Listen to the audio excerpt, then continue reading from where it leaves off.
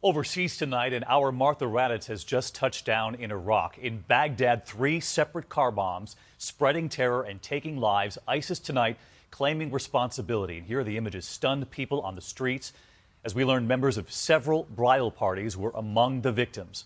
The violence in Iraq, just as more American troops are sent to the region, even closer to the front lines against ISIS. And Martha and her team are there. The most violent day in Baghdad this year began with an ISIS car bomb ripping apart this market, killing 63, reportedly among them brides and grooms getting ready for their weddings. 2 more car bombs exploded in other parts of the city, taking at least 93 lives in total and wounding hundreds.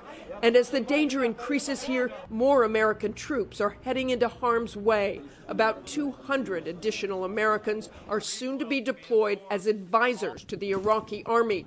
But they will be closer to the front lines than ever. Just last week, advisor and Navy SEAL Charles Keating IV was killed in a firefight with ISIS, the 3rd American combat loss since the U.S. forces returned to Iraq.